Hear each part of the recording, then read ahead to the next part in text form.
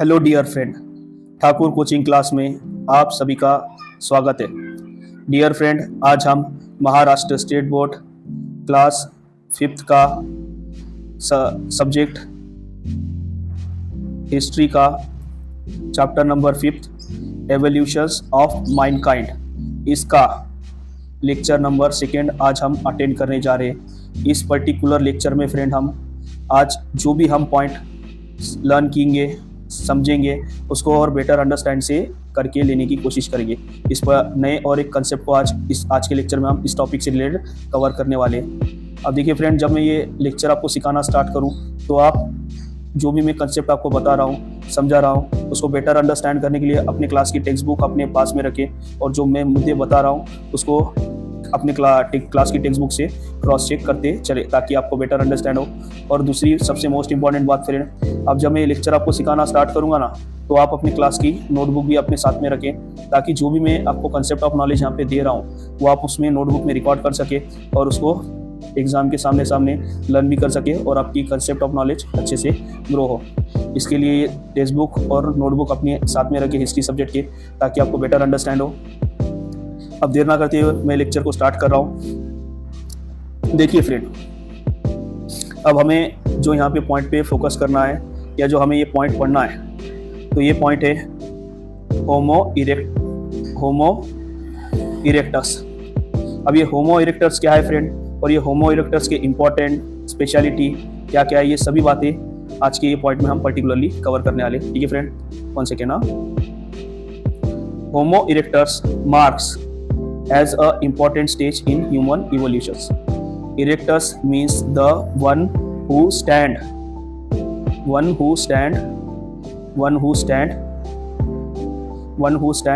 Erectus has is the name of Homo erectus compared to the Homo habilis.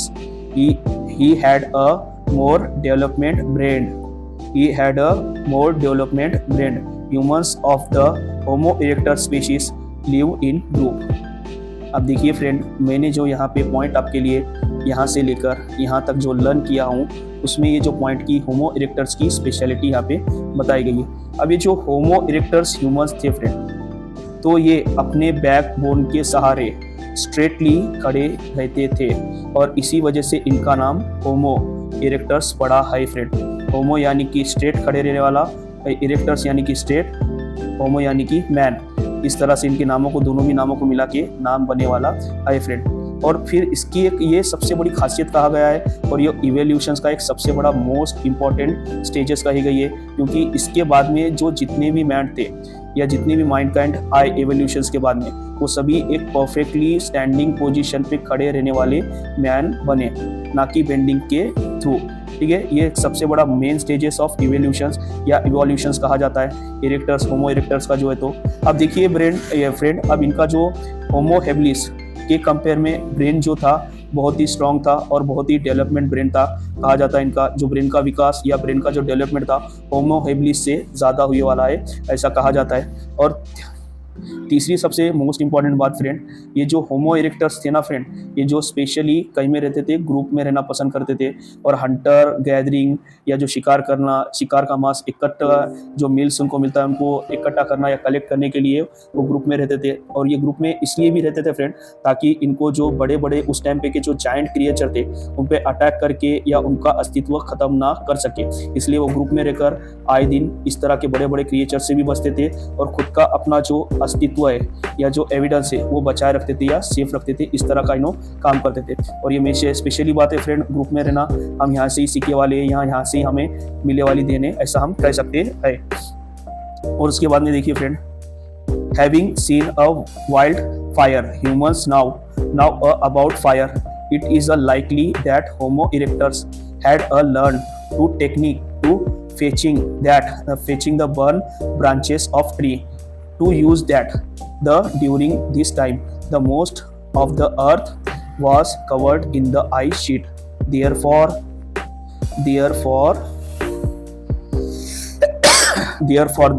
the climate was extremely cold. Homo erectus could survive in the extremely cold climate because he had learned to use however he had not yet mastered it in the technique of making fire। अब देखिए friend, अब इनकी ये जो होमो erectus थे ना friend, इनकी खासियत आपको बताना चाहूँगा मैं स्पेशलिटी। ये जो होमो इरेक्टस टाइप के जो ह्यूमंस थे या जो एप्स थे, अभी पहली बात क्या था फ्रेंड, ये अपने बैक पे स्ट्रेट खड़े रहते थे या स्टैंडिंग पोजीशन में खड़े रहते थे। अब उसके बाद में इन्हों ग्रुप में रहना पसंद करते थे, like to a group, living a group में रहना पसंद करते थे। और ये ग्रुप में क्यों रहते थे, अभी बिफोर टाइम आपको बताया। फिर इन्हों जो होमो हैबिलिस जो हथियार बनाते थे या वेपन्स बनाते थे स्टोन के, उससे थोड़ा ये एडवांस बनाते थे। अब देखिए फ्रेंड, अब फोर्थ यहाँ पे मोस्ट इंपॉर्टेंट बात हमें बताई गई वाली है कि इनके टाइम पे इन्होंने फायर का इनोवेशन किया, या फायर किस तरह से, मतलब कि जो जंगल में आग लगती थी ना फ्रेंड, या फॉरेस्ट फायर जिसको कहते हैं हम, तो वो फॉरेस्ट फायर की बदौलत, फॉरेस्ट फायर की ही हेल्प से आग का इनोवेशन करना सीखा, या आग जलाना या फायर करना सीखे वाले। अब देखिए फ्रेंड, ये उस टाइम पे ये जो क्लाइमेट था एक्सट्रीम कोल्ड होने वाला था, तो उस टाइम पे ये जो फायर है, जो फॉरेस्ट में जो फायर लगती थी, इस फॉरेस्ट फायर की हेल्प से वो आग को लाके अपने गुफाओं में या केव में जलाना या फायर करना स्टार्ट किया था। और इसकी बिहाफ पे उन्होंने दैट टाइम या उस समय में खुद को जो कोल्ड वेदर की जो सिचुएशन या आइस एज की जो सिचुएशन बन रही थी हमारे कॉन्टिनेंट में, उसमें खुद को बचा के रखा और सर्वाइव करके रखा, ऐसा कहा जाता है। और इसीलिए आज ये हमारे को इस तरह से एक वेल बीइंग डेवलपमेंट या ह्यूमंस देखने को मिलते हैं इस तरह के। अब उन्हें इसमें दूसरी एक सबसे मोस्ट इंपॉर्टेंट बात ये बताया वाला है फ्रेंड कि इन्होंने फायर का तो इनोवेशन किया था, पर फायर किस तरह से किया जाता है ये टेक्निक इन्होंने नहीं सीखी, ये याद रखिए। क्योंकि फायर का इनोवेशंस तो इन्होंने किया था, पर फायर को किस तरह से बर्न किया जाता है, किस तरह से आग लगाई जाती है, ये इन्होंने नहीं सीखे थे। ये हमारे लिए मोस्ट इंपॉर्टेंट है फ्रेंड। उसके बाद में देखिए, अब जो क्लाइमेट बदल रहा था, वो क्लाइमेट में खुद को सर्वाइव करना इनको इस कंडीशन की या फायर की वजह से पॉसिबल हुआ। होमो इरेक्टर्स कुड सर्वाइव दैट एक्सट्रीमली। देखिए यहाँ पे वही बात दोहरा रहा हूँ, होमो इरेक्टर्स could survive in the extremely cold climate because he learned to use the fire, however he had not yet mastered it in the technique। ठीक है, अब इसी की कोल्ड कंडीशन में इन्होंने फायर जलाना सीखा, और वो टाइम पे कोल्ड कंडीशन थी या बहुत ही ठंडा वातावरण था, तो इसलिए उन्होंने इस तरह के फायर चलाना सीखा फ्रेंड। ये यहाँ पे बताया गया वाला है। उसके बाद में देखिए friend, tools made by Homo erectus were more development in symmetrical compared to those made by Homo habilis. Homo erectus made a tool like a hand axe. Remains Homo erectus have been found along with these tools in the continent in Africa, Asia and Europe। अब इस तरह से यहाँ पे बताया गया वाला friend. अब ये यहाँ पे का जो मैंने सेंटेंस पढ़ा हूँ या रीड किया हूँ, अब देखिए होमो हैबिलिस के कंपेयर में इन्होंने जो अपने वेपन बनाए या वेपन्स का जो इनोवेशंस किया, वो कहा जाता है बहुत ही मोर डेवलपमेंट इनोवेशन किया या बनाया, ऐसा कहा जाता है। और इन्होंने उस टाइम पे जो देखते हैं ना, होमो हैबिलिस के जो वेपन्स थे वो कैसे थे, पत्थर पे पत्थर रब करके या पत्थर के एक पर्टिकुलर साइड को नोक बना के या शार्प बना के इनके इस तरह के वेपन्स यूज़ करते थे। पर होमो इरेक्टर फ्रेंड या होमो इरेक्टर की जो स्पीशीज़ है ना फ्रेंड, इससे भी थोड़े एडवांस लेवल के वेपन्स इन्होंने बनाना चालू करे। और दोस्त made by Homo erectus made a tools like क्या क्या बनाए उन्होंने, हाथ के कुल्हाड़ी बनाए, फिर बाद में उसके अलग अलग तरह के भी हथियार इन्होंने बनाए वाले। और इसके जो एविडेंस है हमें कहाँ मिलते हैं, कौन कौन से कॉन्टिनेंट में मिलते हैं, अफ्रीकन कॉन्टिनेंट में मिलते हैं, एशिया के कॉन्टिनेंट में मिलते हैं और यूरोप के कॉन्टिनेंट में भी पाए जाते हैं, ऐसा कहना है। फिर उसके बाद में देखिए friend,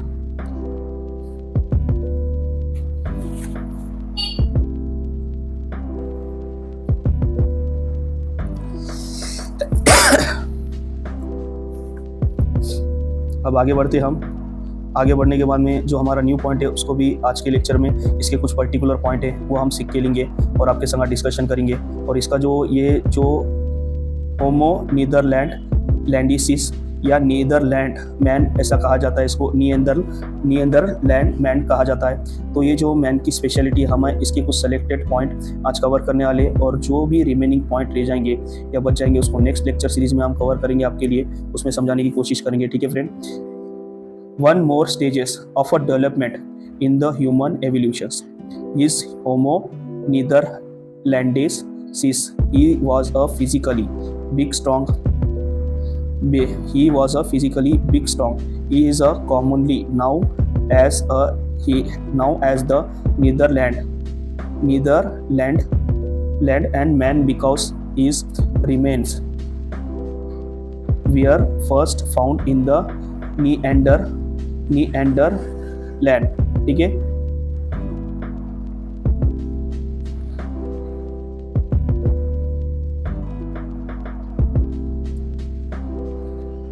one second friend. A place in Germany, his brain was a more development than that of the Homo erectus. अब देखिए फ्रेंड, ये जो नीदरलैंड मैन है या नीदरलैंड स्पीशीज का होमो सेपियंस का जो ये है वंशज, जो आदि मानव का, अब कंपेयर में आप देखोगे, मैं और छोटा करता हूँ आपके लिए इसको समझने के लिए बेटर अंदर। अब देखिए जब आप कंपेयर करोगे इसको, ये जो हमारे होमो इरेक्टस की जो स्पीशीज़ का ह्यूमन था, ये भले ही स्ट्रॉन्ग था और थोड़ा थोड़ा इसका विकास हुआ था, इन्हें ग्रुप में रहना स्टार्ट करा और ग्रुप में रहने के बाद में फिर अलग अलग तरह की इन्होंने चीज़ें सीखे। अब ये इन्होंने जो चीज़ें सीखे, अब इनका जो ये जो इसका एवोल्यूशन हुआ था, वो ये स्टेज तक कहा जाता है कि एक मार्जिनल लेवल पे या स्मॉल लेवल पे था कंपेयर किसके, होमो नीदरलैंड के। क्यों फ्रेंड, अगर से देखोगे इनके जो बॉडी का स्ट्रक्चर है होमो इरेक्टर्स के, और कंपेयर हम करेंगे होमो नीदरलैंड के बॉडी के स्ट्रक्चर के, इनके जो मसल्स है होमो नीदरलैंड के मसल्स या बॉडी का शेप कंपेयर किसके, होमो इरेक्टर्स के, बहुत ही बिग डेवलपमेंट हुए वाला था कहा जाता है। और इनके आप देखिए फ्रेंड, मैं जूम करके आपको होमो नीदरलैंड के बारे में बताना चाहूँगा या दिखाना चाहूँगा उसके स्केच। अब देखिए फ्रेंड, इनके जो प्रॉपरली जो बॉडी का शेप जो था होमो नीदरलैंड के जो मैन थे, इनका बॉडी का शेप और इनके बॉडी का आकार बहुत ही स्ट्रॉन्ग था, और ये कहा जाता है एक स्ट्रॉन्ग मैन थे उस टाइम के जो नीदरलैंड में मिले हुए इनके जो फॉसिल्स है उसके आधार पे कह सकते थे कि जो स्टडी करने के बाद में पाया गया कि ये उस टाइम का या उस एरा का सबसे स्ट्रॉन्ग मैन, सबसे बिग मैन थे। और इनका जो ब्रेन था फ्रेंड, ऐसा ब्रेन जो कहा जाता है, इसका जो ब्रेन था होमो इरेक्टर से काफ़ी डेवलपमेंट की स्टेज में था ऐसा कहा जाता है, और इनके मसल्स और बॉडी का स्ट्रक्चर भी परफेक्ट लेवल पे था ये कहा जाता है। उसके बाद में ये जो नीदरलैंड होमो, इनका नीदरलैंड नाम इसलिए पड़ा है फ्रेंड, जो जर्मनी की जो जगह है ना फ्रेंड नीदरलैंड, वहाँ पे ये पहले इसके एविडेंस मिले इस तरह के मैन डेवलपमेंट के कहा जाता है, इसलिए इसको होमो नीदरलैंड कहा जाता है। और ये सबसे स्ट्रॉन्गेस्ट मैन की स्टेजेस थी कहा जाता है ये। और इसके बाद में erectus man compare is the man रिका ब्रेन वॉल एंड डेवलपमेंट। अब देखिए इसके बारे में तो मैंने आपको बता दिया कि ये जो होमो इरेक्टस मैन थे, इनका ब्रेन बहुत ही डेवलपमेंट हुआ था या एडवांस स्टेज पे इनका विकास हुआ था। अब उसके आगे की बात हम हाँ देखिए फ्रेंड, अब जो मैं आपके सामने सेंटेंस पढ़ने चाह रहा हूँ उसको आप नोटिस कीजिए, और ये सेंटेंस हमारा जो रहेगा और इसका जो मैं आपको कॉन्सेप्ट समझाऊंगा ये आखिरी रहेगा। इसके जो भी कंसेप्ट ऑफ रिमेनिंग रहेंगे पॉइंट रहेंगे हम इसको कल कवर करने की कोशिश करेंगे, क्योंकि लेक्चर्स बहुत ही बड़ा हो रहा है। ठीक है फ्रेंड, इतने सेंटेंस को हम अभी समझ के लेते हैं और इसके बाद में इसके ऊपर डिस्कशन करके हम क्या करेंगे, आज के लेक्चर को यहीं पे स्टॉप करेंगे। देखिए friend, the Neanderthals primary live in the caves. अभी जो नीएंडरलैंड्स के जो आदि मानव थे या जो ह्यूमंस थे, ये क्या करते थे, स्पेशली एक गुफा में रहते थे, और वह भी ग्रुप के संगात। अभी गुफा में इसलिए रहते थे फ्रेंड ताकि उस टाइम पे जो अलग अलग तरह की क्लाइमेटी जो चेंज होती है या अलग अलग तरह का जो क्लाइमेट चेंजेस होता है उससे वो खुद को प्रोटेक्ट करते थे और उससे खुद को अपने को बचाते थे। और आए दिन जो बिग एनिमल जो होते थे उनसे भी उन्होंने खुद को सेव करके रह सके, इसलिए एक केव या गुफा में उन्होंने रहना पसंद करते थे और गुफा बना के अब केव में उन्होंने रहते थे, इस तरह से यहाँ पे कहा गया है। उसके बाद में देखिए फ्रेंड, यहाँ पे आगे का सेंटेंस पढ़ रहा हूँ। They made a tool out of a big pebbles as well as from the flakes scraped off from them. Such tools were fixed on the bone or wooden shelf to the make weapons like a spear, axe, etc. अब देखिए friend, ये time पे या ये stage में इन्होंने अलग अलग तरह के वेपन्स, आर्मामेंटर या वेपन्स को डेवलप करना और उनको अच्छे तरीके से बनाना, बड़े वेपन्स को बनाना इन्होंने ये स्टेज में सीखा था। और यहाँ पे ये कहा जाता है कि इन्होंने इसी के साथ साथ फायर का इनोवेशंस करना या फायर्स के इनोवेशंस को ये करना इन्होंने ये स्टेज में सीखे वाला है। अब उसके बाद में कहा जाता है कि ये सबसे बड़ी अचीवमेंट और ये सबसे बड़ी इनोवेशंस कही जाती है ये स्टेज की, क्योंकि इस टाइम पे ये हुआ है कि जो नियंदरलैंड्स के जो आदमियां थे इन्होंने आगे बिग एनिमल्स का हंट करना इन्होंने पॉसिबल हुए वाला है। The Neanderthals hunted a big animals. अभी जो इन्होंने अलग अलग तरह के जो हथियार या वेपन्स इन्होंने बनाए थे, जैसे कि एक्स, स्पीयर या अलग अलग तरह के भाले वगैरह जो, या अलग अलग तरह की जो कुल्हाड़ी बनाए थे लकड़ी का और पत्थरों का यूज करके, इसकी वजह से ये पॉसिबल ये हो सका कि इन्होंने आगे इन फ्यूचर में बड़े बड़े एनिमल्स का शिकार करना भी पॉसिबल हुआ ये स्टेज में, इनको ये कहा जाता है। अब देखिए friend, they use the scraper made from the stone flakes to scrape meat from the hidden of the dead animals. अब देखिए यहाँ पे इन्हों जो स्क्रैपर यानी कि जो शार्प बेल्ट के ये बनाते थे फ्लेक्स, उसको है कि नहीं दोनों भी स्टोन को फ्लेक्स यानी कि आँच का मतलब कि स्टोन के ऊपर रफ करके या उनको फ्लेक्स करके आँच बनाने का इन्होंने काम किया। और वो जो ये hide of the dead animal मतलब कि अब जो मरे हुए आज का इन्होंने दो तरह का से यूज करके लिया। एक तो जो एनिमल छुपे हुए रहते थे उनको पता लगाने के लिए इन्होंने आज का यूज करा, और उसके बाद में एनिमल्स को, डेड एनिमल्स को भी पता किया। डेड एनिमल्स को एक minute friend, they used leather clothing. अब उसके बाद में जो डेड एनिमल रहते थे ना फ्रेंड, उनके इन्हों क्या करते थे, जो चमड़ी या जो लेदर रहते थे उसके कपड़े बना के इन्हों पहनते थे। ये कहा जाता है दे वेयर मेनली मीट ईटर्स। और ये सबसे ज्यादा कहा जाता है, स्पेशली कहा जाता है कि ये सभी मांसाहारी थे या नॉन वेजिटेरियन थे। ये खास करके मीट खाते थे, ज्यादातर के मांस खाते थे। They ate the roasted on the fire.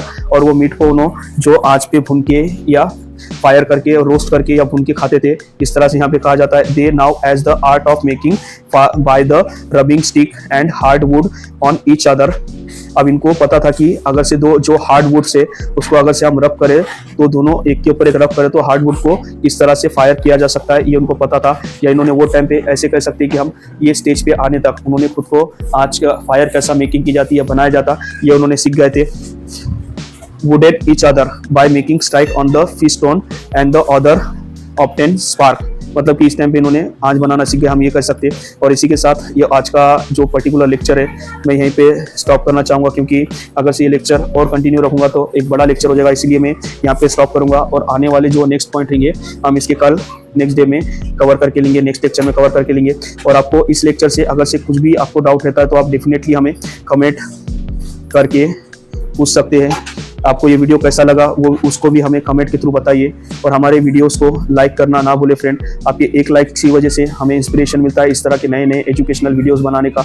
और हमारे चैनल को तीसरी बात उन लोगों तक, उन स्टूडेंट तक ज़रूर शेयर करें जिनको एजुकेशन सीखने की बहुत ही ज़रूरत है, जो एजुकेशन सीखना चाहते हैं और उनकी फाइनेंशियल कंडीशन की वजह से या फाइनेंशियल सिचुएशन की वजह से वो अलग अलग बड़े बड़े इंस्टीट्यूट में ज्वाइन नहीं हो सकते। ऐसे स्टूडेंट तक ये चैनल को या ये वीडियो तक ज़रूर शेयर करें उनको। और तीसरी चौथी सबसे मोस्ट इंपॉर्टेंट बात पेरेंट, हमारे चैनल को प्लीज़ सब्सक्राइब ज़रूर करें। Please subscribe our channel. Bye, take care friend.